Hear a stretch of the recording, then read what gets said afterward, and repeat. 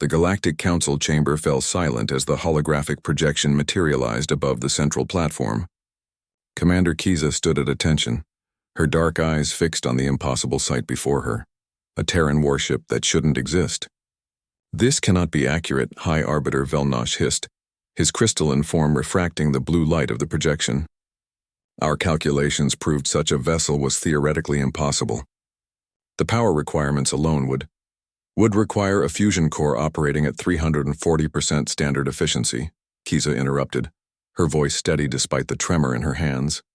The Terrans achieved 385%. The assembled representatives erupted into chaos.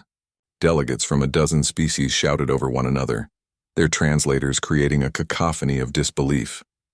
Kiza had spent 3 cycles studying humanity since their arrival on the galactic stage, and still they managed to surprise her.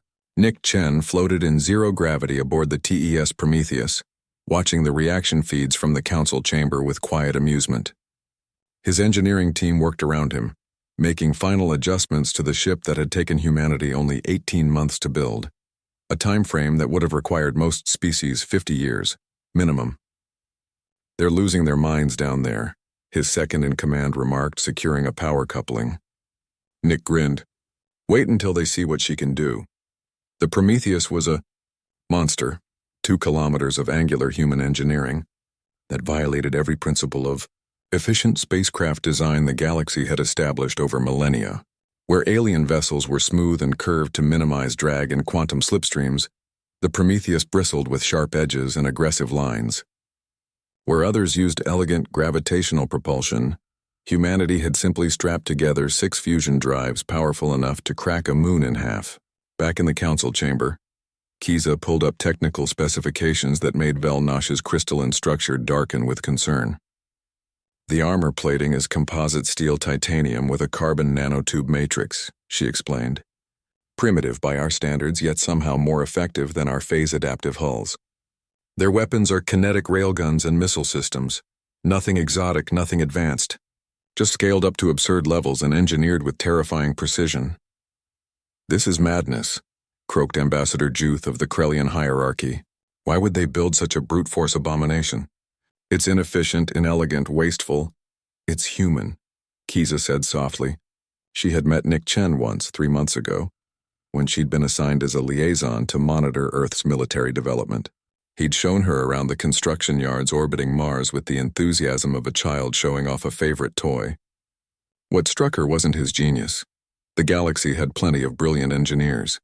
It was his audacity. "We don't know your fancy quantum mathematics," Nick had told her, magnetic boots clanking on the deck plating. "We don't have your exotic materials or your centuries of refined theory. So we did what humans do best. We improvised, we scaled up, and we refused to believe something was impossible just because someone said so." The memory made Kiza smile even now, facing the council's fear and disbelief. "Request permission to address the council," a new voice boomed through the chamber. Nick's face appeared on the communication screen, his casual flight suit a stark contrast to the formal robes of the assembled dignitaries. Velnosh's form flickered with agitation. "Captain Chen, your vessel has caused quite the disruption. The council demands to know how you achieved such specifications." "With respect, High Arbiter, we achieved them by not listening to people who told us what we couldn't do." Nick's smile was sharp. "You want to know our secret? We didn't have one. We just had a problem and refused to accept that the solution was impossible. But the power requirements," Velnosh began, "were a challenge, sure.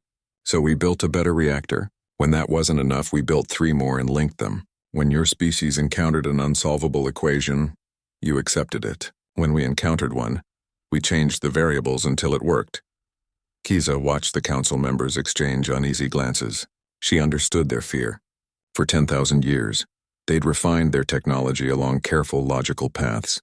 Humanity had arrived and immediately started breaking rules no one knew could be broken. "There's something else you should know," Nick continued, and Kiza caught the dangerous glint in his eye. "The Prometheus isn't our best ship. She's our first. We've got 6 more under construction, each incorporating lessons learned from her. By your calculations, they should be even more impossible." The chamber erupted again. Kiza remained calm, her analytical mind already working through the implications. Humanity had done in decades what should have taken centuries, not through superior knowledge or advanced science, but through sheer stubborn determination and a willingness to try what everyone else considered impossible. Captain Chen, she said, her voice cutting through the chaos, the Council is concerned about the military applications of such vessels. Nick's expression softened slightly. Commander Kiza, I remember you from Mars. You asked good questions. He paused, considering his words carefully. The galaxy is a dangerous place. We're new here. We're primitive by your standards. And we've already seen how some species look at us. As curiosities, as potential vassals, as resources to be exploited. The Prometheus and her sisters aren't weapons of conquest. They're a statement humanity won't be pushed around. A statement written in railgun rounds and fusion fire, Velnosh muttered. If necessary, Nick agreed without shame. But we'd prefer it written in treaties and trade agreements. Your choice, really. Kiza found herself laughing, a short, sharp bark that drew startled looks from the other delegates. The sheer human audacity of it all. They'd built an impossible warship just to prove they could, then used it as a diplomatic tool. The Council will need time to deliberate, Velnosh announced, clearly eager to end the session. As the meeting dissolved, Kiza lingered watching the Prometheus drift in the holographic display. Humanity had been in space for barely a century. What would they build in 10? In 100? She pulled up a secure comm channel to Nick. That was quite the performance, she said. His grin filled her screen. Did it work? They're terrified. Which means yes, it worked perfectly. Good, want to come aboard? I'll show you what we're planning for the Prometheus-class Mark II. Fair warning, though, it's even more impossible.